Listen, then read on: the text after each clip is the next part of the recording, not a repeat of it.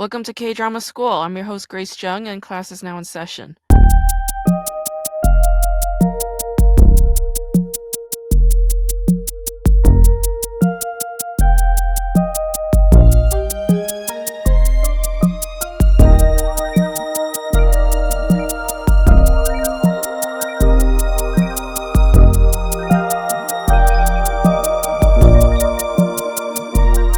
So I'm back in Los Angeles after a really wonderful time in Carmel Highlands, California. I really needed that break. I really needed the time to get away from LA, get away from this apartment, get away from the construction, get away from the neighbors, get away from the noisy ass traffic and the fireworks and the barking dogs. You know what's funny though is when I got to my hotel room, I stayed at the Hyatt. There was a neighbor with a barking dog on the balcony the whole time. I mean, it's amazing how the very thing that you try to get away from is always going to be right there. So it's really my fault if I think about it. I attracted it by thinking about it so much. And the funny thing is, when I got back here, the neighbor's dog was barking its head off, and it just didn't bother me. If anything, I was comforted by its familiarity and the fact that it wasn't that dog over there at the Hyatt. It's just funny how people start to figure out a way to accept their misery. Yeah. But my time up there was a really special time. I went alone. I stayed in a really beautiful room. I had a beautiful view of the ocean. It was kind of up on a cliff, so I could look down at the sea and look at the treetops. And I went hiking every single day. I saw a lot of mushrooms. I tried foraging some edible mushrooms because I did notice that, there were like these portobellos and these meadow mushrooms. I know that they're edible. But when I brought them home, I found some worms in the gills, and that made me scream my head off at the sink for like a minute and a half. And yeah, I just realized, like, as much as I want to be this mushroom forager hunter type, my phobia of worms is really getting in the way of pursuing that with full throttle. And it's just a phobia I need to get over. If I want to really become this mushroom gathering wild woman, then I need to just get over this fear of worms, and I'm working on it. But I don't even know where the hell it comes from. I don't even know why I have this fear. It sucks having it, but I know that a lot of people have this fear of worms and snakes and centipedes. I saw a snake while I was on a hike. There's this area by Carmel. It's called the Calla Lily Valley, and it's on a cliff. You have to go down this cliff and get to the beach area. And right before you get to the ocean, there's this fresh water that's coming down, like the mountain spring, like this little creek. And around that creek are all these calla lilies just growing. And it's so beautiful. And I was just like, this feels like a magical little wonderland, like a little secret patch. And for a minute there, it did feel like a secret because I was there all by myself. And, I took a bunch of videos and just kind of playing by the sea and playing by the rocks and the flowers. And then, like a bunch of tourists ambled in, and it just ruined everything. And I was like, oh yeah, I'm not alone. Uh, we're never alone in these places that we think are the most beautiful places. But I think my favorite place to hike was in Big Sur. Big Sur is this densely wooded area. It's about 35, 45 minutes south of Carmel, but it's densely wooded, so you're not hiking under the bright beating sun, and a lot of California hikes tend to be that way. And so it's a very cool hike. It's nice and damp. You see a lot of mushrooms. I saw so many mushrooms during that hike. And I got to the very, very top of it. I think it was called like something Roosts Trail. I forget the first part of the name, but it was like a very awkward name for such a beautiful hike. But I got all the way up to the top of the mountain, and I saw all these hawks flying up there, and it was just really intense and magical and beautiful. And I stayed there for 6 nights, 7 days. It's a 5-hour drive from LA. I took the one for the most of it. About half of the drive, I took the one. So I was on the Pacific Coast Highway, which was really, really fabulous. And I did a lot of writing while I was up there. I wrote about 25,000 words of my novel up there. And I finished up a first draft and I sent it off. I sent it to two friends of mine for a first read. I sent it to this agent I've been in talks with, and hopefully it'll go somewhere. I mean, I noticed that I haven't been going to open mics as much, and I noticed that I haven't been working on anything else very much. Like, I haven't really been drawing that often, and I've been just really absorbed in writing this book. I was very focused on it all of November, December, and the last 2 weeks of January.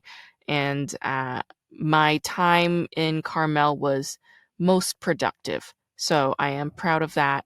And, if you guys ever feel like you need to get away to focus on your work, do it. I think it's worth doing, because going up there and being by myself with my thoughts and just kind of hiking and taking in nature and seeing things and taking a break and eating snacks, and I had a hot tub, so I would sit in the hot tub and listen to music or watch a film I really love, and it was just really, really fabulous. And while I was going through the motions of this leisurely day to day, I was able to formulate my thoughts better so that I had more ideas in order to put into the book. So um, taking this kind of time off as an artist is very, very important, and I hope that you'll all treat yourself to that. I have not been applying for academic jobs lately. I think I stopped completely. I'm not feeling very motivated to do any of it right now. I'm just kind of gonna coast and try to live this unemployed life for as long as I can. And I call it unemployed, but really it's self employment, right? I mean, I'm currently in the process of scanning some artwork. I had to buy a 300 and something dollar scanner today in order to accommodate the massive size of my sketchbooks. So moving forward, I'll probably work from a smaller sketchbook. But in any case, uh, I feel like I'm at a point where I am no longer all that psyched or fearful of of not psyched or fearful. I'm just not fearful of um the non-stable income existence anymore. I am very much comfortable now with the idea of a freelance writer's life, a freelance artist's life. So that if anything is going to make me a little bit more gung ho about getting paid as a stand-up and getting paid as an artist. But I mean, that's how it's got to be, and that's how it's gonna be now, I think. Uh, I was talking to my therapist about this, and I was just kind of telling her, like, I don't think any of these academic jobs worked out for me, even though I am qualified for them, just because I don't want it. I don't think I want it, I thought I did, but I actually kind of don't.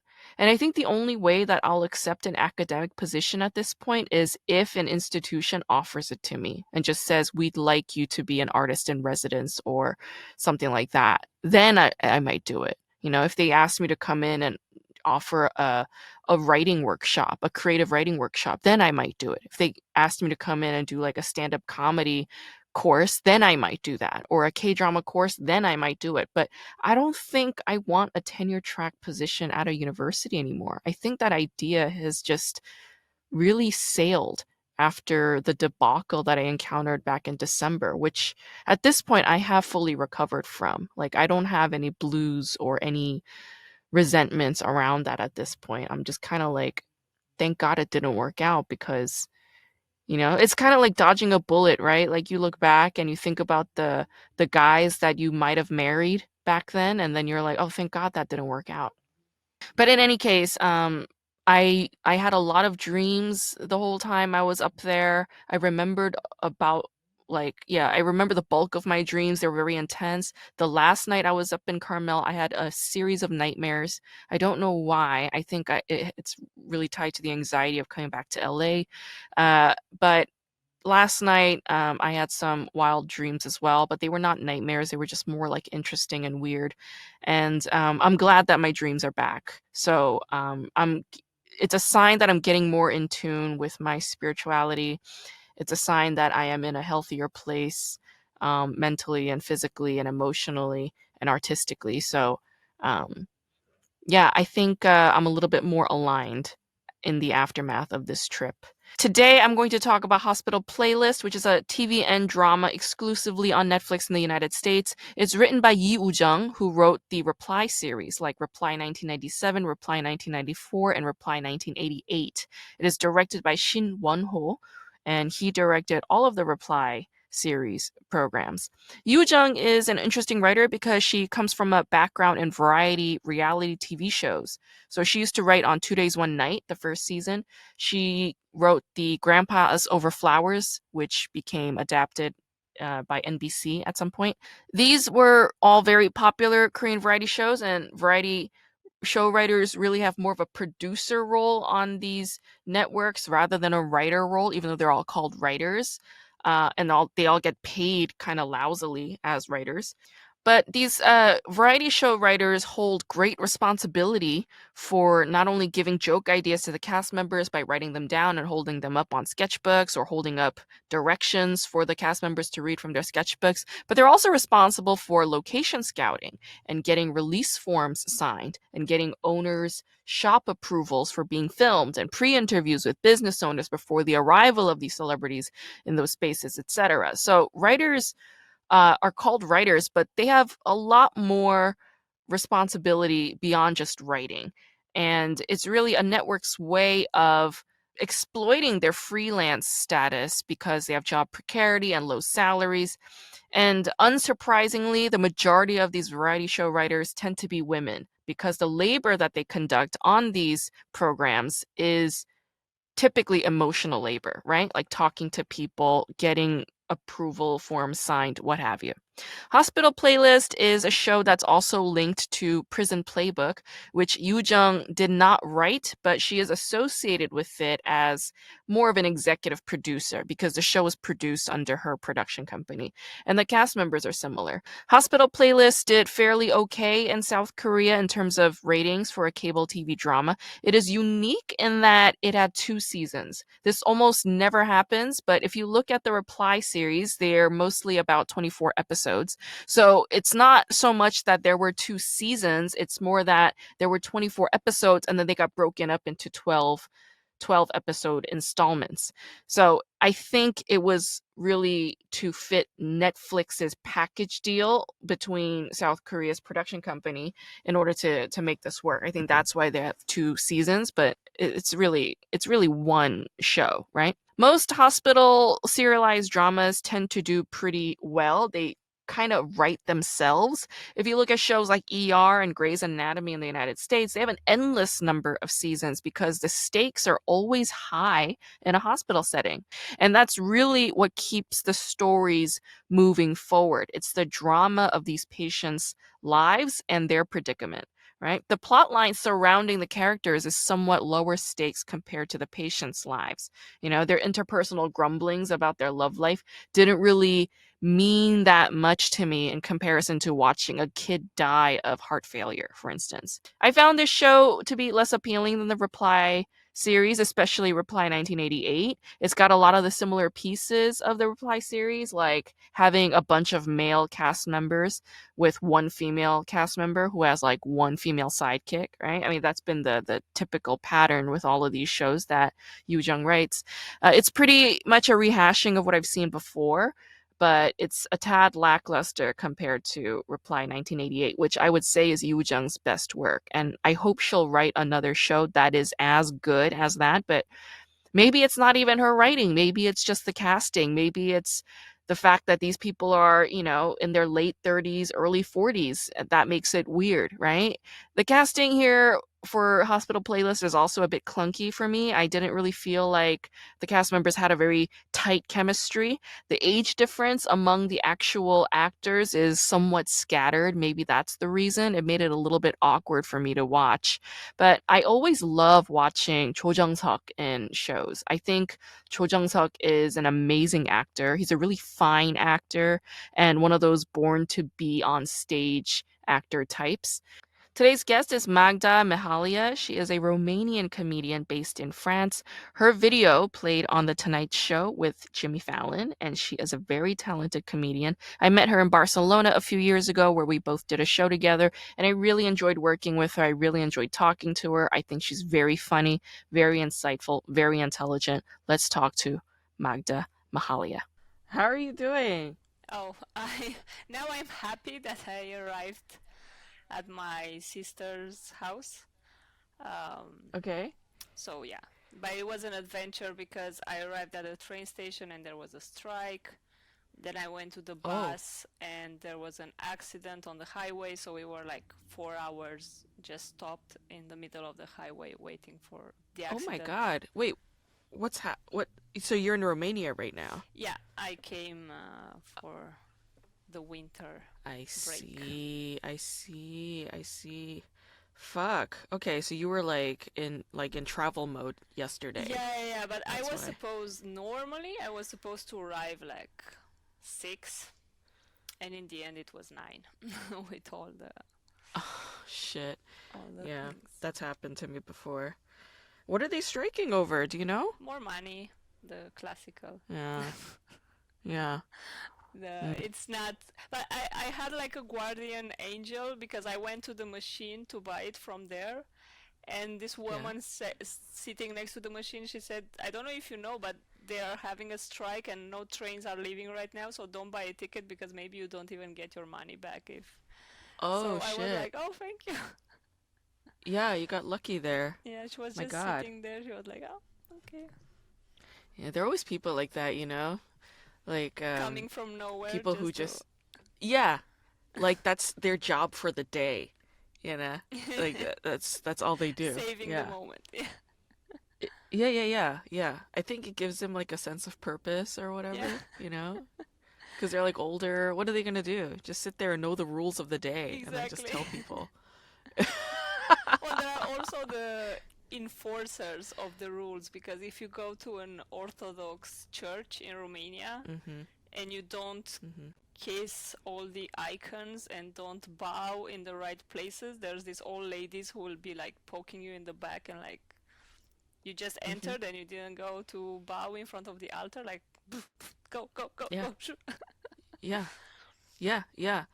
Yeah. No, it's definitely like something that the elders are there for. Yeah. I mean, we can decide or judge whether it's good or bad or whatever, but Yeah. that's what they're there for. That's why they're there, is to enforce rules. Now, I'm rewatching that show, The Crown. You know the show, yes? I saw just some episodes when they said they made some episodes about Diana. I Yeah. directly jumped to see some of those episodes, but I didn't watch it Yeah. chronologically. Yeah. Yeah, yeah, yeah. When Diana first moves into the palace, Mm. like her grandmother is there to teach her all the rules and all the ropes. Like that's like when you were telling me this, that's what I was What you hearing. It's thought like, about? yeah, yeah, yeah. That's what grandmothers are there for, is just to tell you the rules and tell you how things were, Mm. you But they know? tell you how it used to work because they don't upgrade themselves to the Uh-huh. new society. My grandma used Uh-huh. to tell me that if a guy wants to kiss me, I shouldn't Yeah. do like this. I should be like shy and let the guy try to get my. And I was like, but I'm dating a guy who is like 1 meter 90, like he's super tall. If I don't do like this, he's never going to kiss me. He's not going to find my mom. Yeah. Yeah. Yeah. Yeah. No, that's funny. No, it's interesting how you say that. It's like they know the past, they know the rules of the Yeah. past, but they don't want to catch up to the present. Like, why do you think that is? Why do you think, like, there comes to a certain point, or where do you think that point is when, like, a woman just stops wanting to learn the new rules and just sticks to her old values? Like, why does that Mm. happen? When does that happen? Well, I think I would have liked to say late in life, like when you retire or something, but it already Yeah. happened Uh-huh. to me when I first entered TikTok. Yeah. Or it constantly happens to me when people share some TikTok videos on Instagram because I use Instagram more often. And I see those Right. videos and I'm like, this is something I refuse. Like, I understand it's new, I understand it's different, but it's something I refuse to understand. And I think there's a moment Yeah. in your life getting older Yeah. when you see the new generation doing something and you understand it's different, it might be interesting to learn more about it, but in some of the case, like, of course you're not going to do this with everything, but in some of the cases you're like, Yeah. I'm not going to spend time of my life to learn why people have text above their heads and do this with their heads while Yeah. while the text is floating. Like, why they don't just point Yeah. to the text and they need to be like chickens? Uh, Yeah. no, Yeah. I'm 34 now, and I'm like, no, I think okay, that's where I uploaded like 5 of my videos on TikTok, but videos I already like parts of my shows, like nothing TikTokish, let's say. Right. Right. But I see things like that, and I'm like, mm-mm, no, it's okay Yeah. if I stay. If this is where I begin being old, and if this is where I begin judging people, so be it. Like, yeah, maybe this is my moment. Yeah. Maybe. Yeah. No, I think that's a good point. I think it's just like we get to a certain point and we're like, I I don't want to learn anymore about your technology and your gimmicks and your trends. Like Mm. I'm tired of it because we've seen some variety of that when we were younger. And I And think, it's like when mm, yeah, I think also it's like in my case, like I traveled and like the way to connect with people is having a common culture, meaning yeah. you've saw the same cartoons, you grew up with the same food, you grew up with the same music, same Ah, TV right. stars, so you have things to relate. And I feel this now that Sure. I moved to France, that there are plenty of cultural things that simply I cannot relate and people cannot relate with me. So I feel this gap, no? I feel this lack in my life. So I Uh, think also, uh-huh. like, as you say, like this, I don't need to understand this. It also means at my age, I can relate to people on other topics. Like, if I don't know anything about TikTok, that's okay. But if I would be 20 and Yeah. everybody around me would have an account, would be doing a challenge, would know the latest dance, and at a party they Uh-huh. would break out into a TikTok dance, and I would be the only person not knowing the dance, so I cannot join Right. them, then I would feel the Yeah. pressure to know it. But if now the 6 person I have in my closest circle that I spend the most time with, if they start Right. learning TikTok dances, then I might Right. learn one as well to feel part of the group. But I Sure. draw the line at kids. I think getting a kid to be part of Yeah. the group is where I draw the line. that's, Yeah. that's my Yeah. generation's TikTok challenge is doing Yeah. the diaper changing dance. Yeah. Maybe that's why people have children. It's like your children become your tutors in what the latest trends are and what young people are doing or thinking about or trying Yeah, on. Like it's like the youth and their culture and their generation and what they're about. It's like it's in your house. yeah. So you have to deal with it. You see it all the time. And it's like, oh, that's like one way of sort of staying afloat. It's like through your children in Mm, a way. But yeah, it's like I think you're right. I think it's generally because people just stop wanting to learn it and also because of the people that you're surrounded by. mm. It's like people your age, people who understand your nostalgic background, basically. You know, like you're mentioning things like cartoons. Like that's such a huge part of our youth and everybody has that phase in their life. It's like, "Oh, what cartoon were you Yeah. obsessed with when you were a Or kid?" that certain And episode, that very moment in an episode that you remember. Or, yeah, mm, exactly. Yeah, then it becomes this sort of network of memories that people share a mm, common ground in. It's it's like we have to have like a backlog of data wherein we can relate and connect with other people who have similar backlogs of mm. data. That's interesting. Yeah, yeah. And the youth, like they don't have it, so they're creating that data and we're seeing them do it, and it's like, yeah, I I already have mine. I already have Yeah, my data. So you guys make and create your own. a new I'm just culture you gonna are building on this new planet of young people that you are on. exactly. Mm. Exactly. Yeah. So I think it's just a matter of like somebody getting too full. It's like, oh, I ate too much and I don't really want to eat more of that. Yeah, even though new food is coming out. That's interesting. Okay, okay.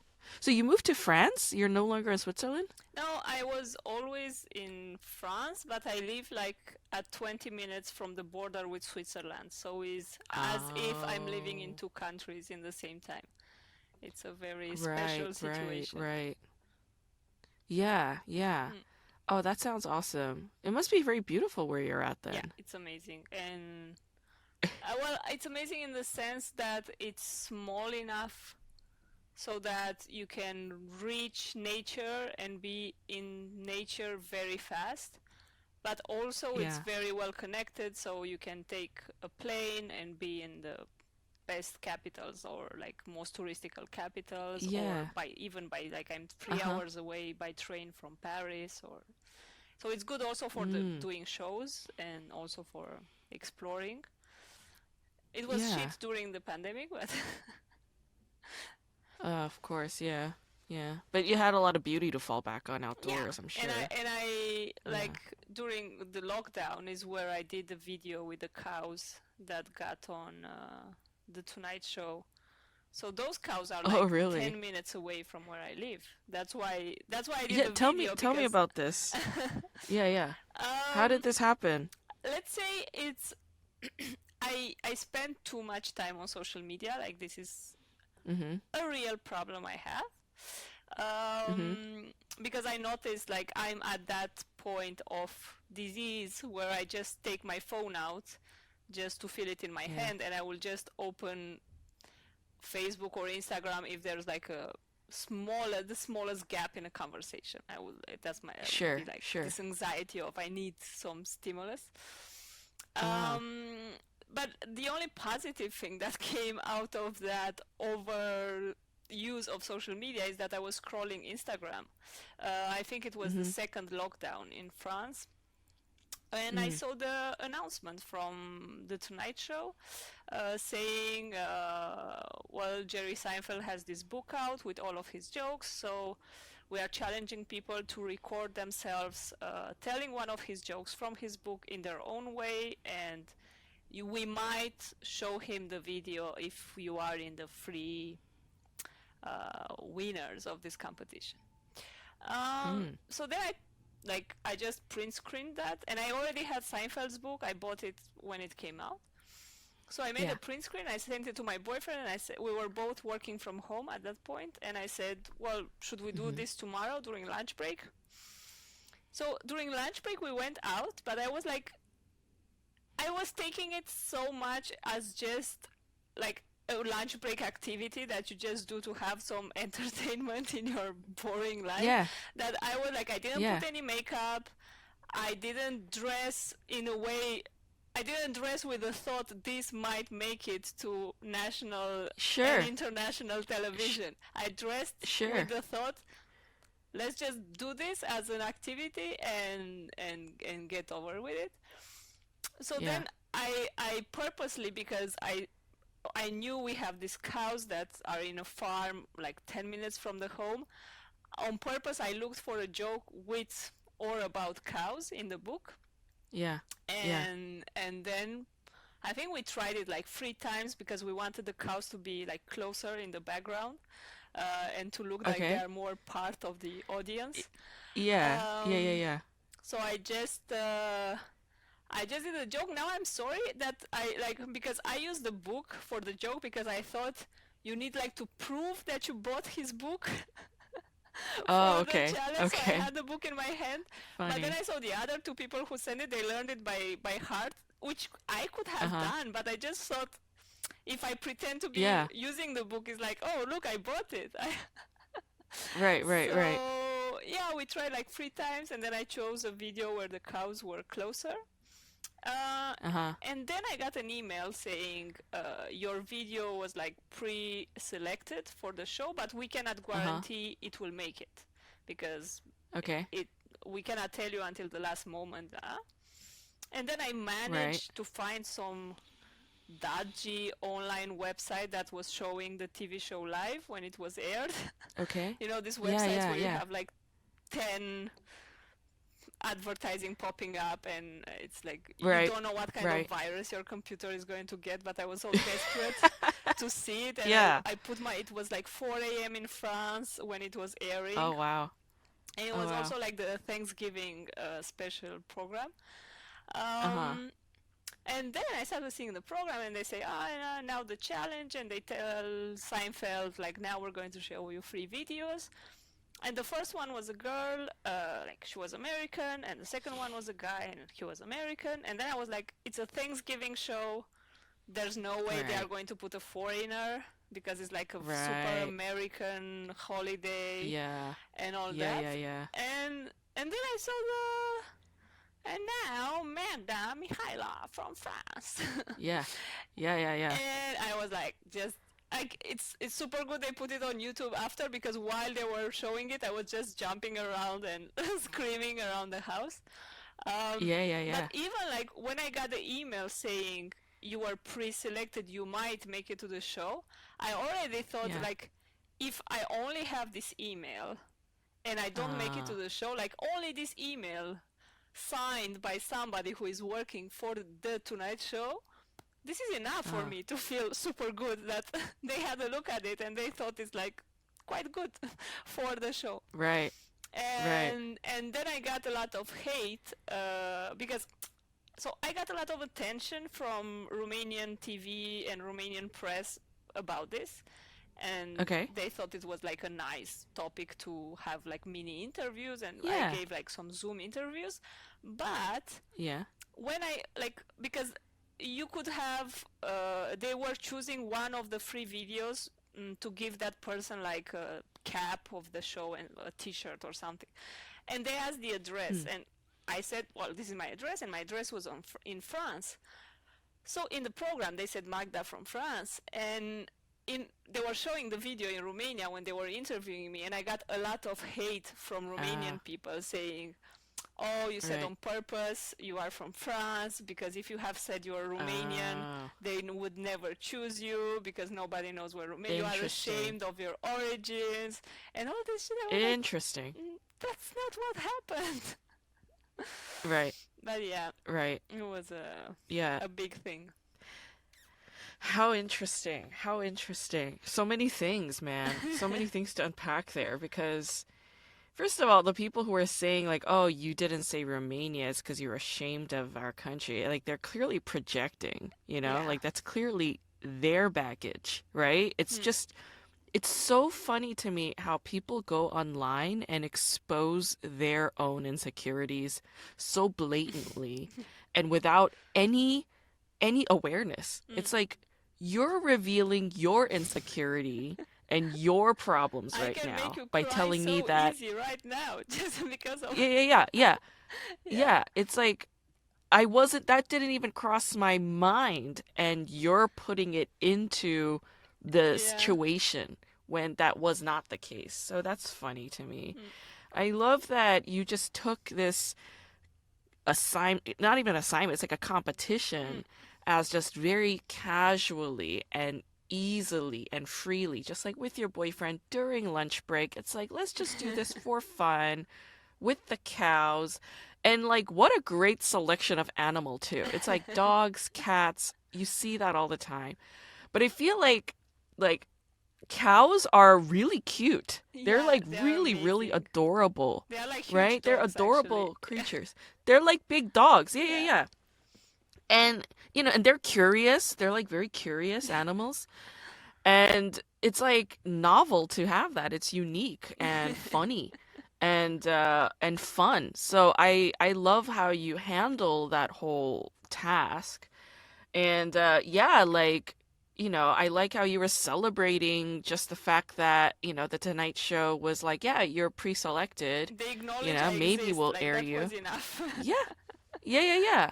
And I think they they did that because it's like, I mean, your video was the punchline, you Yeah. know, because it was like supposed to be this Thanksgiving thing, Yeah. American thing, and then it's like you're Romanian in France with cows. It's like very not Thanksgiving-y at all, Yeah. at all. So they're like, oh yeah, this is like perfect, right? Um, I love that. I think that's excellent. I'm so happy that you had that moment. And I think I was Yeah, so relaxed yeah. about it because it seemed so big and impossible. Like, I think if I would have had to Oh, do the same thing, but for a French television or for a Swiss television, then I would have put on makeup and I would have tried to have like a lavalier microphone, and maybe I would have borrowed right. the good camera from my office for one Yeah, day. yeah, But since it seemed like yeah. something that it's impossible, it's like, for me it's a bit similar. Like, I would write right now a direct message on Instagram to Joseph Gordon-Lewitt and say, "Hey, let's grab a coffee. I think you're cute." And it's this kind of thing. Like, I would think that's impossible. It's just like throwing something, and actually he would say, "Yeah, I'm actually passing through Bucharest for a project. Yeah, let's grab that coffee." And I would be like, "What the Wow. fuck? I wasn't planning. I wasn't going for this, but Yeah, I just dropped it yeah. just in case." But yeah, for me it Oh was a yeah. bit like that. Like, something that you think is like, yeah, I just do it because it doesn't take that much, cost that much of my time and energy, and then the result is like, what? This is not. Exactly. Exactly. It came from a place of pure joy Mm, and pure sincerity. It didn't come from a place of competition yeah. because that's how they framed it. They're like, this is a competition. And people take competitions very fucking seriously sometimes, right? They're like, oh, I'm in it to win it, you Yeah, know? And imagine the stress, I saw you this know? among like local, mini local comedian groups where you have like this competition in a Yeah. city that has 10,000 inhabitants, and people are like, Ah, "Rrr." right, right, right. They lose their shit. And, you know, yeah, it's like, but that's like a tricky thing to balance, right? Because you're also bringing this element of, well, I was just throwing it out there, not expecting it. Mm, Just the impossibility of it, the vastness of it made me think, yeah, it's probably not gonna land. mm. But it ended up landing, you know? Yeah. Interesting. So what are you doing? Like what's your thing? Are you in media? Like what's your work um, yeah, situation? I studied journalism and public Okay. relations, and I've always worked in public institutions or NGOs. Yeah. In Romania or in Belgium or in France. I only had a two Uh-huh. years where I worked for a private company, and it was like really a shock for me because I was Uh-huh. coming from the public sector to the private sector. For me, it was like a culture shock. Like, I didn't expect to see people so eager to step on each other and just to get Oh. a end of year bonus or something.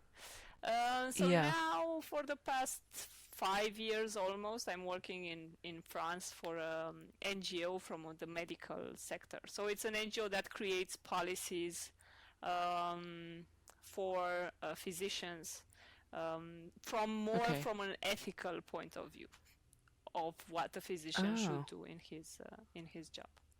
Oh. Oh, interesting. Wow. So there's like this philosophical element Well, to the work. philosophical, like there are some, well, philosophical and practical in a way, because there are some situations where, like, there are some countries, now I wouldn't remember to tell you exactly the countries, but still are some countries to this day that punish homosexuality. So Whoa. in order to confirm that somebody is gay, they do forced anal checks. So Oh my the God. ethical and moral dilemma for a physician is, from a human rights point of view, as a physician, you should not perform that on another human.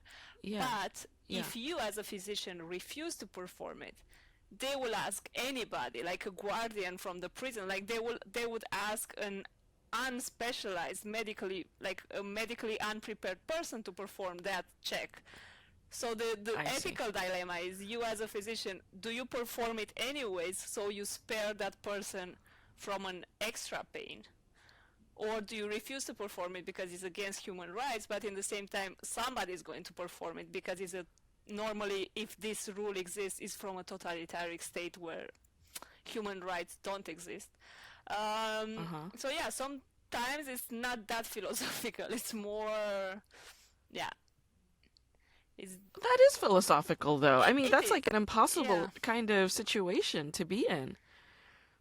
yeah. What is the answer to that? What is the recommendation? The answer is to, well, there is no clear answer because the laws are so subtle and different in each state, and also the risk a physician is taking. But basically, Hmm. the recommendation is for the physician to be as vocal about it as possible and to refuse it, but also to make sure it's not going to happen. So, Okay. of course, in theory, it's like the UN saying we want global hunger to end or we want climate change to happen. Uh-huh. The theory exists and recommendations exist, but what states do and laws they enforce is something that I think something we try to do and we discovered it works Uh-huh. is engaging all our members from all over the world, like medical associations and councils from all over the world, when something like this Okay. happens, and Yeah. publish public messages about it in a way to Okay. let that state know you are not uh, like you cannot do this thinking nobody is knowing about it. Like the whole world Right. knows what you're doing, and if you continue Okay. doing it, we will follow on your actions and we will put pressure on you, because there's a lot of state leaders that think I can just go on with what I do because nobody cares from the exterior, or other states are too afraid to intervene. I see. So I think I see. making a fuss about it helps them be Yeah. a bit more reluctant and say, okay, we try I to, see. yeah, So it's more of like an awareness thing. You guys are yeah, creating awareness around the issues and then publicizing it so that it's not happening behind closed doors. exactly. So I guess that not only sends messages to the doctors but also to the patients and lets the patients know what their rights are Yeah, to an of extent. course. Hmm. Hopefully, they would they would already know. But yeah, it sends them a message also to what they should or should A not lot of patients accept. Or a lot of patients don't know. A mm, lot of people don't know what because when they go into a doctor's office, they're going in with full vulnerability. mm, They're going in with full trust. They're putting their health, their bodies in the hands of another individual. So they don't have mm. that awareness really. I doubt they have it. Um, Yeah, I that's understand that. fascinating. I Yeah. understand that from yeah, I understand that from the patient perspective, because Yeah. like in Romania, like okay, like being a doctor has had different shades on it, but Uh-huh. like normally not that educated people, or like Yeah. in the small cities doctors are quite respected, um, Huh. and Yeah. like now that I've been a patient in France and I see that my general doctor, he would ask for permission for everything he's going to do, like even checking my pulse or anything. He would announce me beforehand and then do it and say, can I touch your knee or whatever, and then do it. And it Uh-huh. only when this happened to me in France, it made me remember experiences that I had as a Uh, teenager, going to my GP sure. and having my GP Right. touching my nipples when it was just an Uh-huh. exam to see if my lungs were okay. But he was just like, "Oh, Right. let's check your like." It wasn't a boob check to see if I have cancer. It was like basically just feeling my boobs because he could and he had an Yeah. authority position. Uh-huh. And Uh-huh. probably now thinking with my brain from now, he was a very sad 60-year-old in a small town that saw a underage teenager, and maybe he was even a pedophile if he was feeling a teenager's boobs. Yeah. But yeah, it's Yeah. only with my brain from now that I had patient experiences that are positive that I can understand. Yeah. I think it's like getting a decent boyfriend, and then you think, oh, the others were assholes. I thought before I had normal relationships, but no, hell no. Yeah. Yeah. Yeah. No, that's fascinating. It's like, yeah, you get good service and then you realize, oh, this is what service Yeah, is. You know, it's like you eat something nice and you're like, oh, this is what food is. It's like you're relearning what the experience, the ideal experience mm, is. And you're seeing that the experience you had was not appropriate. yeah. You know, it was not acceptable. That's really interesting, huh? And yeah, I really doubt you were the only young girl that this happened to. I'm sure that that doctor No, groped a I lot remember of talking to colleagues and they said they had the same, but they were saying they had the same from this perspective of, yeah, he's just a crazy dude, or creepy he's guy. just, Yeah, that's his style. Like, not even doubting if that should happen, that's his style. or if they should address it or talk about it, or. Yeah, complete acceptance that it's normal. Mm, That they're just like, yeah, he's just the town fixture. He's just the town pervert doctor. yeah. And they just accept it and normalize it. Mm, And it's like a tricky thing, right? Because it's like on the one hand, yeah, we have this situation where it's like, it's inappropriate to be feeling up young girls when they're in mm, for an exam. It's really inappropriate. But this guy is doing it to a lot of young girls. And the rationality that we as young women have is like, okay, what's happening to us is probably not okay, but we have to live. So we're going to just say, it's okay. let's avoid We're just going to file it problems. away as, Yeah. it's fine. Yeah, It's not because I gotta trauma live. I gotta enough. live a normal Yeah, it's life. not trauma enough that I Yeah, yeah, address yeah. it. Yeah. Exactly. Yeah, yeah, yeah, yeah. Or it is a trauma, but it's like, you know what? Let's just say that this is fine. Hmm. Let's just say that this is fine. And the the decision to say that this is fine and this is part of the norm is sort of what keeps that going, right? Hmm. But on the flip side, it's like if we were to unearth this and say this guy is a bastard and a creep and like 65 women or 100 and 250,000 women, whatever, they come out and they're like, yeah, he groped all of us, right? And it's like, well, okay, then now who's going to be the town doctor, right? Like that also comes into question.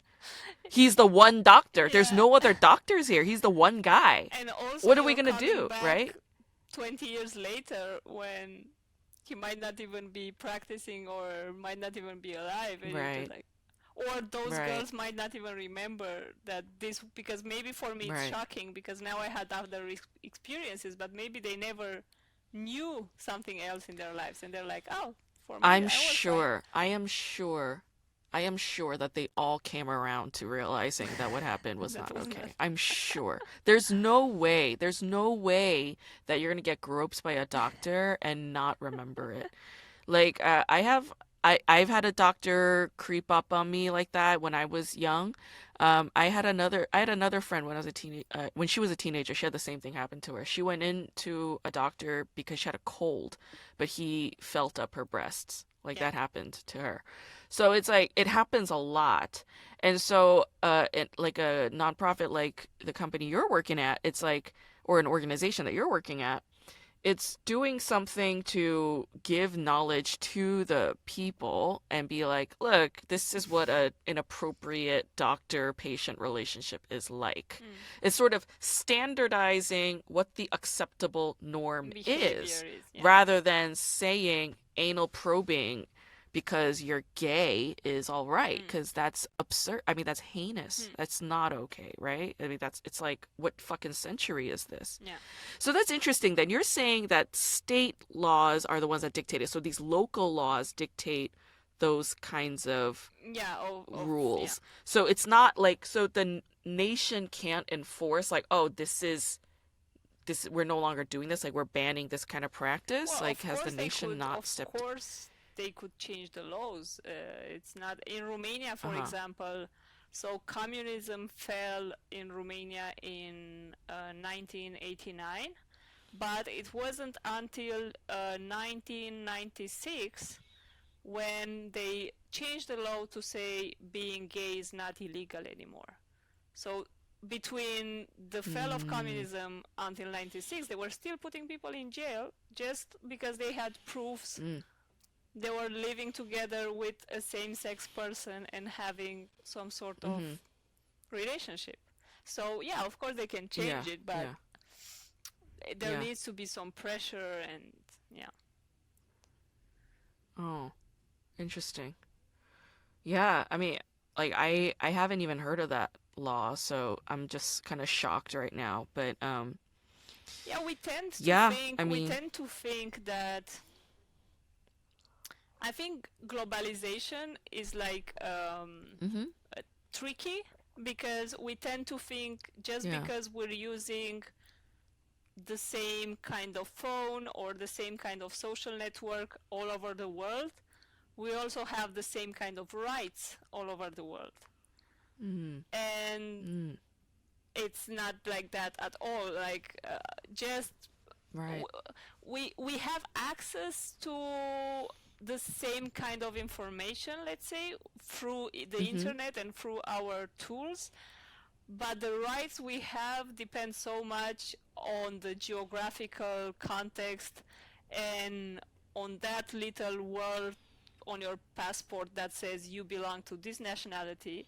Uh, Yeah. and we have this illusion that we are in this together, but in the end, Oh, the fact of being Romanian might pose me some problems, more problems than the fact of being French at some point. And right.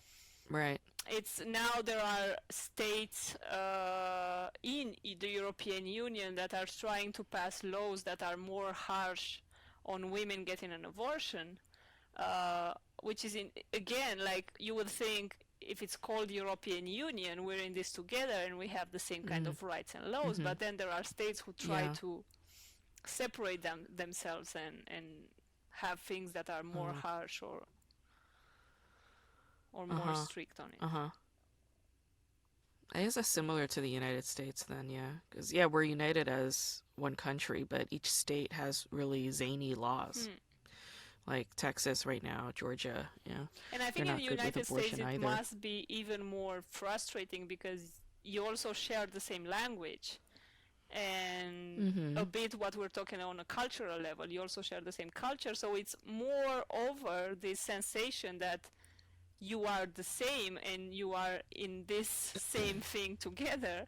And then you discover, no, Yeah. just because I'm assigned to this part of the country, then I cannot have the same, like, even if I'm listening to the same music that is in the top charts or I'm seeing the Yeah. same movie on Netflix, then that doesn't mean that if I want to get an abortion, I have the same rights in this state as if I go more north. And Yeah. I think that's Yeah. very tricky to realize that, oh no, actually we're not that similar. Yeah. I yeah, I know of like cases where some young women, like if they're living in one state, they'll go to a different state in order to Hmm. get an abortion done, or but even that causes some issues and problems, like like certain states don't allow you to go to a different state and use your health insurance. Hmm.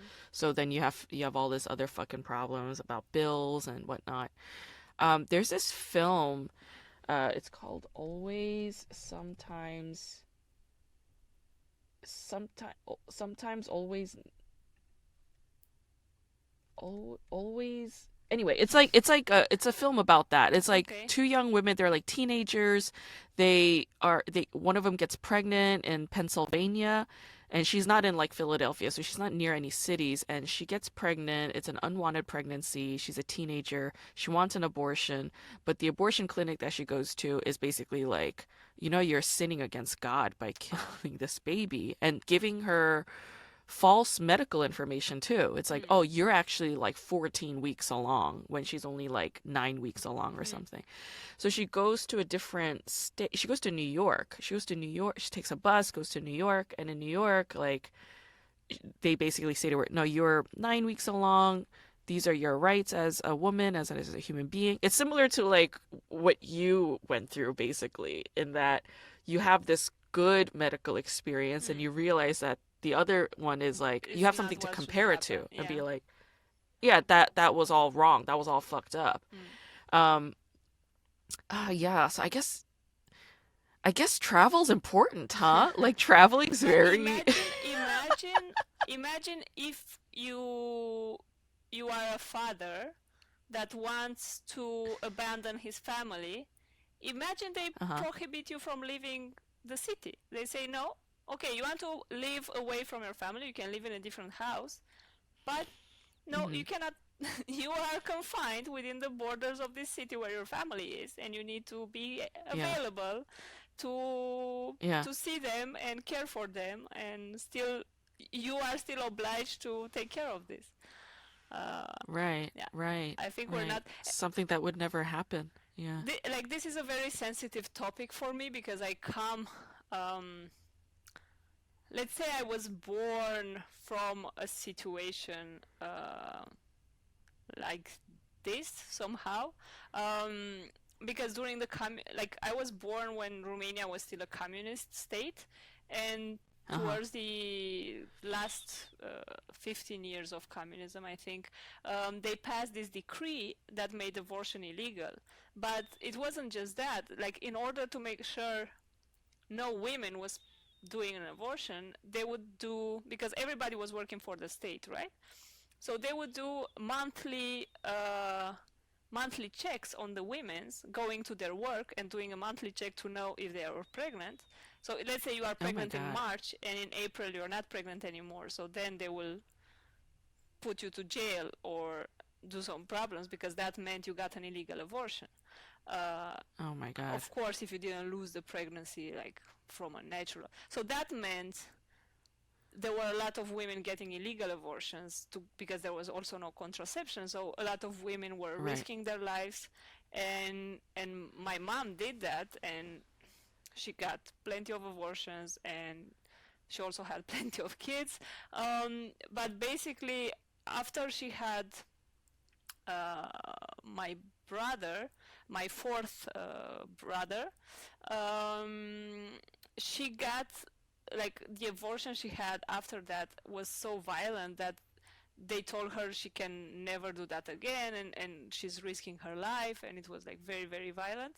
um, Mm. and then there was this 11 years gap where nothing happened, uh, and when my mom was 43 and my dad was 52, um, she felt things were happening in her body, but like the medical system was not that advanced that they could do scans and all that. And my mom is doubting they did that on purpose because they told my mom, yeah, we think you might have like a fibrom, like something that needs an operation or some gynecological problems. But come back in 3 weeks and we'll tell you the results and la la. And my mom came back in 3 weeks and she said, I don't need results anymore because it started moving. And that Oh moving thing, it my was me. God. Uh, so yeah, it was too Wow. late. And my mom suspects that actually they knew she was pregnant, but knowing that she already had 4 kids, they didn't want to tell her because they thought maybe she will try and get an illegal abortion and then she risks leaving the other kids Wow. without a mom. So they chose these methods to oblige her to keep this pregnancy because, of course, you can imagine like somebody who is at that age and Yeah. also like with 4 grown-up kids already, and they were not like they Yeah. were really not in a good financial situation.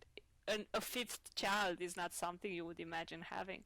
Um, so yeah, I It's similar to like when we were talking about, oh, like at a certain point we don't want to learn the new stuff mm, anymore, and it's like your mom has a new stuff coming in and at at an age age where 43. where you think, phew, like I can relax and Now Yeah. finally it's over and it's like bam. Yeah. Nope. Nope. Back to square one. Tick, tick. Diapers, boobs. So you have a lot of older siblings who are like way older than Yeah, you. my sister is the first one in the family, and she's 22 years older than me. And then Wow. we have three brothers in between, and the yeah, between me and the brother that is right before me, it's 11 years, so it's quite a lot. And Wow. So what's I mean, but you must still have like a precious relationship with your parents because you're the youngest. yeah, it was weird because so my there was a law when communism fell that allowed my father to retire at 50 something, like at 55, I think, Okay. when I was like three Okay. years old. And Yeah. he felt that I was born in a city where he was working, but he felt that being retired and living in a city was like a death sentence.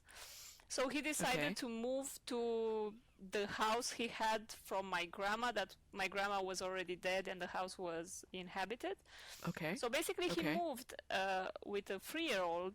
Like he moved only with me and my mom because my other brothers and sisters were already in school and Sure. university. Yeah. So he moved Yeah. only with me and my mom to this house that was inhabited for like 20 years, had holes in the Yeah. ceiling, and there Wow. was no Wow. like no running water. We Oh were my using God. like this well, like, to get water and all that. And it took Like like a even it took fairy tale yeah, house. it took like a Yeah. long time to even get electricity connected and all that.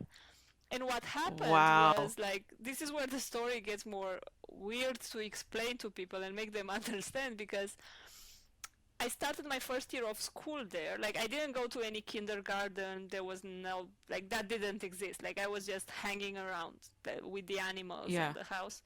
Yeah. And when I was 7, I did my first year of school in the village. And basically, after my first year of school, like, the teacher told my parents, look, I think she's quite smart, and keeping her here in the village would ruin her. So can you find a method to send her to some good school?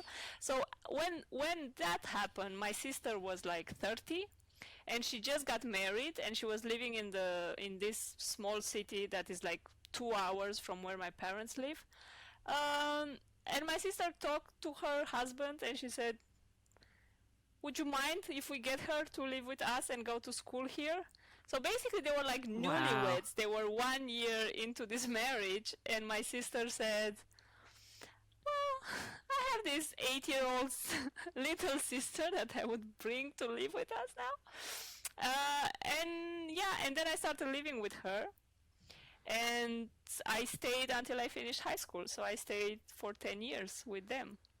And that was my so I was Jesus. seeing my parents only during vacations, and also, like, it was a long time until they got a landline in the village, so for a long time we wouldn't have that many news from each other, like.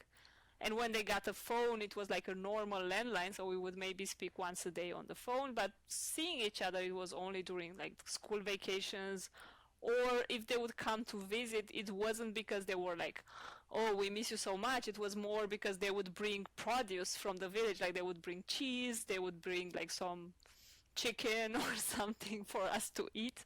um yeah, so it was quite strange. And of course, I had a good relationship with my parents, and it's weird because I'm the fifth one, but in the same time I was like raised like an only child. Yeah. um and like Yeah. By your sister. yeah, by my sister. And I think for me it was the best solution because my sister was like closer to me in age, and she had a lot of patience, and she treated me like a princess. Like, I had the perfect life with her. And I think maybe if Huh. I would have lived with parents that were so old with such a big age difference, Yeah. I would have had Right. much more frustration and conflict. And Right. but yeah, it was in the end. Unfortunately, now, like, my dad passed away. My mom passed away like 6 years ago, and my dad passed away last year from COVID. So, but I'm yeah, sorry. but it was like, yeah, I had a good relationship with them while we were like seeing each other and all that.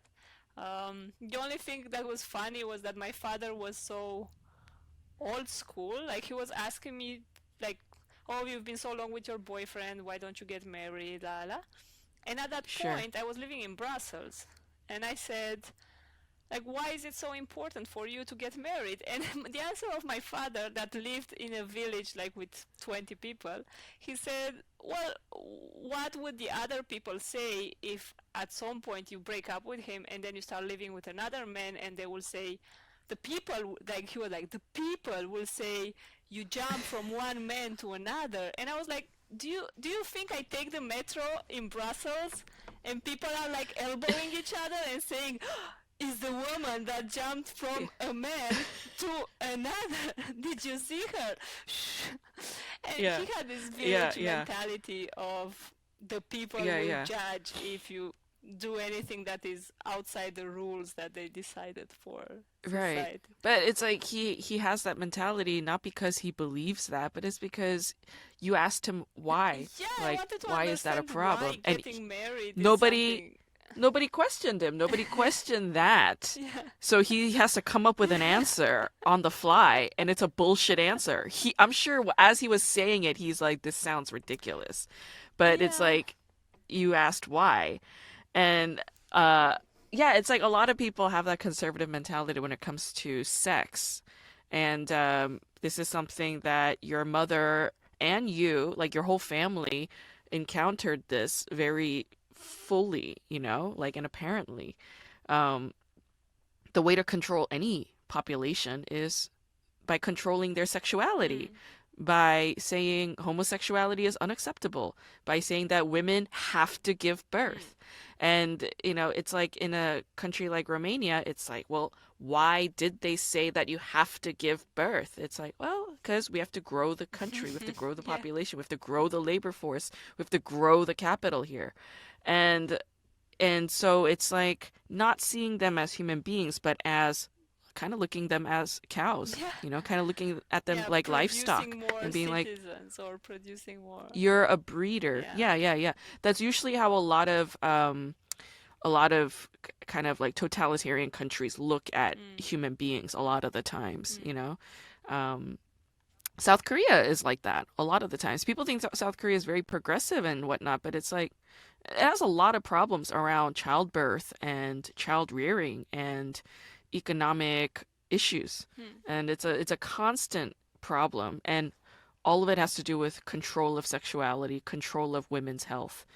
Korea didn't legalize abortion up until very recently, Mm. literally in the last 2 years. Yeah, And I, yeah. I think it's Um, like the less independence a woman has from a man. I even heard cases of friends in Romania who said, well, I need to have a child as soon as possible because I need my partner to have a reason to whoa, stick with me. whoa, It's like, because like the partner in their conception, a partner means financial security. A partner means yeah, I will be sure to pay the mortgage on this flat that we got for the next 40 years or 30 years. So wow, if he's tied to me by this child, he cannot live and yeah, leave me economically unsecure. He is obliged to secure my future. And I Jesus. think because I saw some comments, they were talking about how can we increase childbirth in Romania, and they Mm-hmm. were Mm-hmm. people were saying, "Oh, give more money to women," but then you saw, or give more money just to help the educational system or whatever. But then people were Yeah. giving the Uh-huh. example of Nordic countries where they have a lot of money, but women are not having more kids. And I think Yeah. that's because women don't need men to exist, so they can choose to have a kid only if they think it's a project they want independently, like even without a man in their life. Like if they think this is something I want to Yeah. experience, I will do it. But Yeah. they don't need to have kids just because they were obliged by the social pressure or by the state or by the Yes. fear. they might lose this relationship that makes them feel secure in society. Exactly. It's not motivated by fear. Mm, And it's like, how do you get fucked up kids? It's like, well, if the parents are motivated by fear, mm, it's like, well, if I don't marry this person, they're gonna talk shit. I marry them. If I don't have a child, they're gonna talk shit. mm, Have a child. If I don't raise this child into the best child ever to go to all the best schools and have the best job ever, they're gonna talk shit. Fucking pressure the child to become something mm, that they don't want to fucking become. And then say, hey, child, you have to get married to somebody of the opposite sex and have a baby mm, immediately and make sure that that kid, that. So it's like fear is what's motivating all of that. mm, And I like how you say if a woman in in a stable economy who has her own independence and who has her own job, if she wants to pursue motherhood as a project, mm. right? And it's like technically children are Yeah. projects.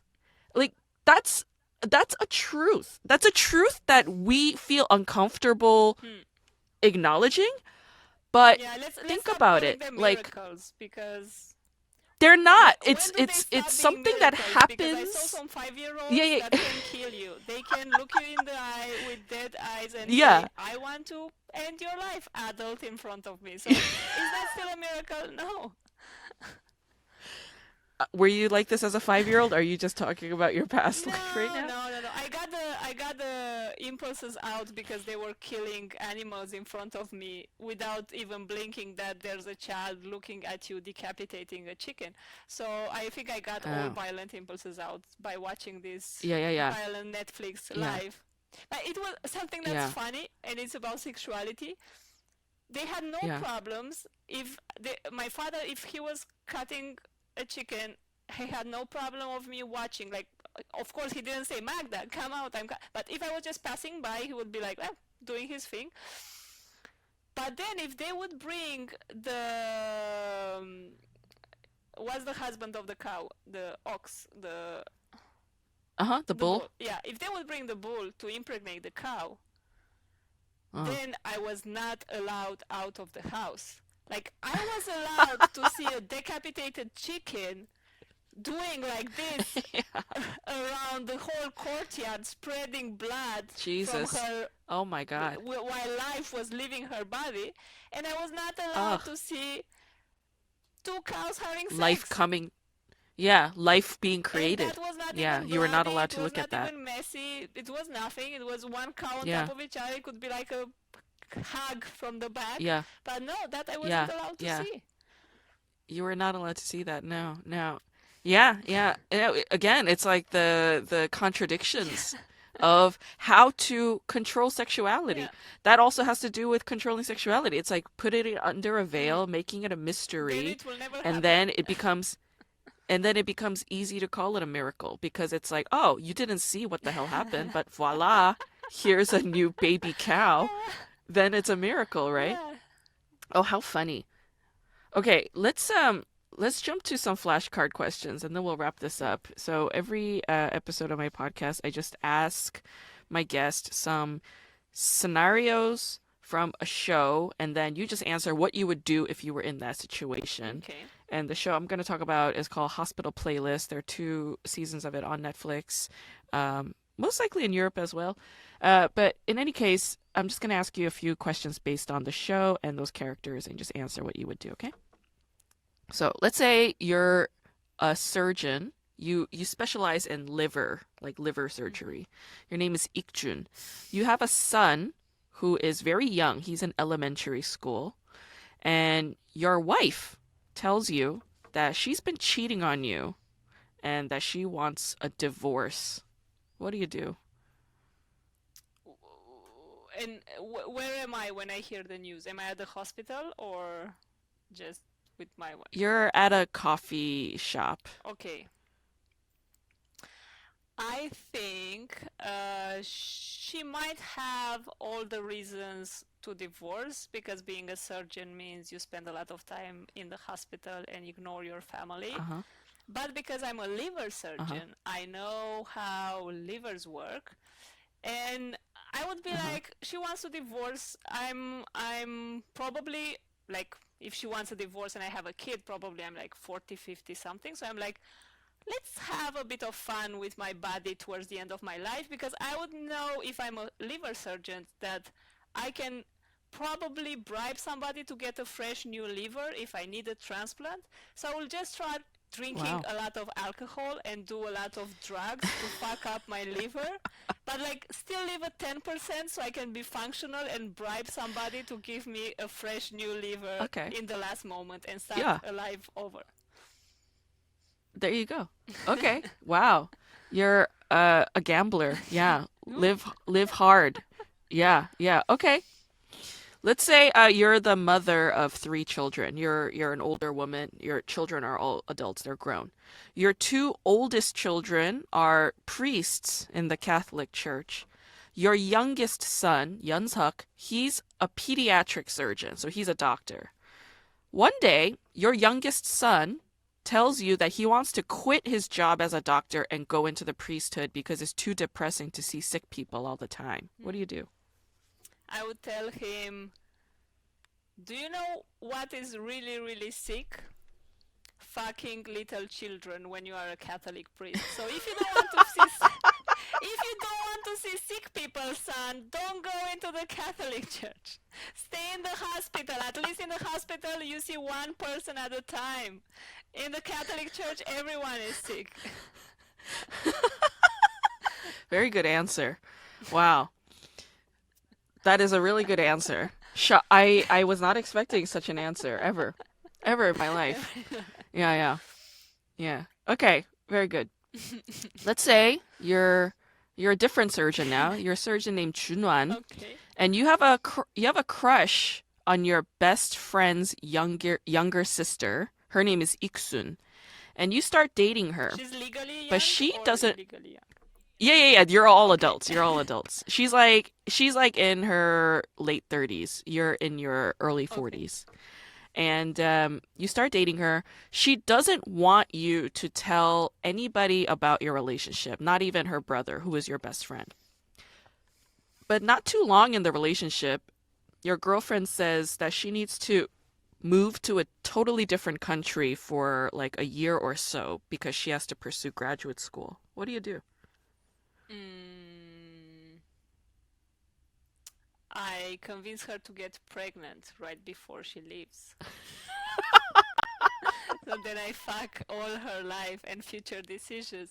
And also, I don't need to assume it's called the Jesus move, because that's what God did when he got Maria pregnant. He sent his best friend Gabriel to let Maria know she was pregnant. So basically, instead of me Wow. having to face her brother and my friend and tell him I'm fucking your sister, I will just get her pregnant, so she needs to have the uncomfortable conversation with him and tell him, well, look, I have news to tell you. I think. I think I would be. I think I'm an asshole in all situations. I don't know. I don't know what happens in the real series, but I think if I would be a man, I would be quite an asshole. I'm a quite decent woman, though. Yeah. I'm like, disclaimer. I'm a super decent woman. Yeah. Yes, yes, you are. You are. And yeah, it's like if a woman has a chance to be a man, she will be an asshole. She will be the worst man possible, right? Like that's the dream. In fact, like that's how a lot of mother-in-laws end up, right? Like they sense a little bit of masculine power and Yeah. they just become total fucking bitches. Yeah? Not just mother-in-laws, like executives, female executives. Oh my Mm. God. Like, when you meet them, they're fucking monsters. But okay, great. Risky Yeah. affirmation, Yeah. but yeah. Yeah. No, they are. They're fucking bitches. Okay. Let's say let's say you're the same guy. You're the same doctor guy The who sister was love having maker. sex with the Uh-huh. yeah, the sister lovemaker, yeah. Okay, you're Chunan again. Your girlfriend, the sister, she breaks up with you and says it's because she's been cheating on you. But you later find out that the reason why she broke up with you is because she was very ill and she had to undergo a very intense surgery concerning her liver. And she was back in the country for a long time. You just didn't know. You didn't know any Mm, of this. What do you do? okay. Um, I would apologize for all the nasty messages I sent her when I found out she was cheating on me, and for emailing her employer and her people from the university she was supposed to go to saying she got me this veneric disease and she should not be allowed into the compound of the university because she might spread STDs to everyone. And after this, I would probably bring her flowers and a Starbucks coffee. I think, yeah, that's how you get forgiven To if make you're a up for man. it. I Yeah. saw that in the movies, flowers, Yeah. and yeah, Yeah. that's enough. You don't need to do therapy. You don't need to do any soul searching. You bring flowers, and she spreads her legs and says, "Welcome back." She, I would and she also forgives you ask. with I her would also vagina. ask if there's Yeah. a risk of the disease coming back, because if there's a risk, I don't want to get in that relationship again. Like I don't want to need to deal with taking care of her. Yeah. Yeah. Yeah. That's funny. Okay. All right. Wow. Yeah. You're a grade A asshole as a man. It's amazing. I love it. Yeah. You're the perfect man in a Well, way. In a way, you're like, I'm very attracted to you as a well, man. Like, I love toxic men. They're like my favorite. Yeah. They turn me on. Okay. All right. Final question. You're a woman this time. oh, You're a woman. difficult. You're a neurosurgeon.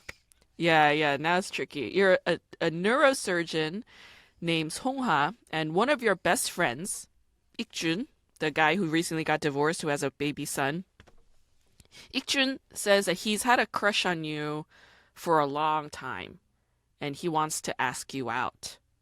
But you have a memory of him totally blowing you off and being rude to you when you were both students, when you guys were in Mm, medical school. Like you guys had some flirtatious tension, and when you wanted to go out with him, he was like not having it. mm, But that was back in the day, like almost 20 years ago. mm, Meanwhile, right now, while this guy has a crush on you, there's another guy, a very gentlemanly, very sweet, calm, supportive, younger man who is a resident. Okay, so he's like below the ranks, mm, but he's showing his affections for you. What do you do? mm.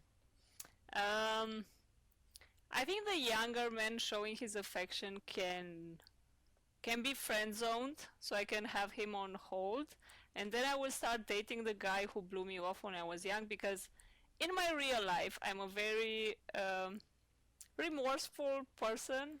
No, like Uh, revengeful person. I don't take revenge, but I remember everything. Like I don't act on revenge, but I have a very good memory. A okay.